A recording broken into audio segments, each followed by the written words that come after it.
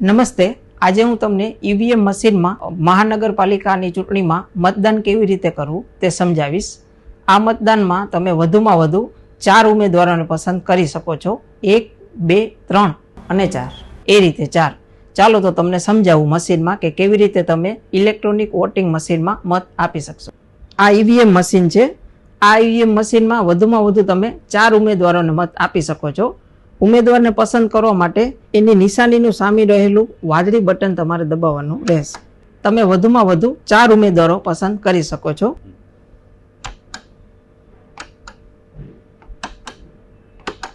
જ્યારે તમે બટન દબાવો છો ત્યારે તે ઉમેદવારની સામે લાલ લાઇટ ચાલુ થશે। યાદ રાખો, તમે એક જ ઉમેદવારને એકથી વધારે મત આપી શકતા નથી।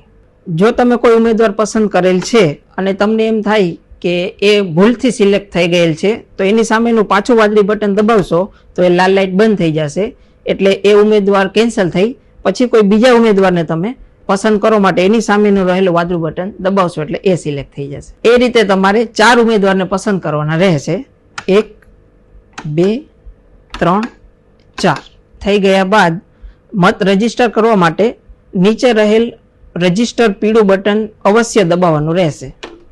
પીળું રજીસ્ટર બટન દબાવ્યા બાદ તમને એક બીપ અવાજ સંભળાશે જે દર્શાવે છે કે તમારો મત સફળતાપૂર્વક રજીસ્ટર થઈ ગયેલ છે।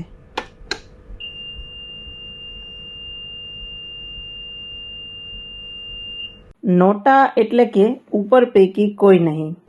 જો તમે નોટા દબાવો છો તો એનો અર્થ એ છે કે કોઈ ઉમેદવારને તમે પસંદ કરતા નથી। સુધી તમે રજીસ્ટર બટન દબાવતા નથી ત્યાં સુધી તમારો મત રજીસ્ટર થતો નથી।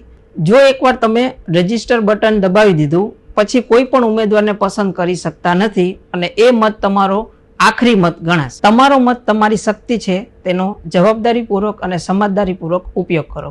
શહેર ચૂંટણી અધિકારી અને કલેક્ટર જામનગર દ્વારા જામનગરના મતદારોને બહોળી સંખ્યામાં મતદાન કરવા અનુરોધ કરવામાં આવે છે।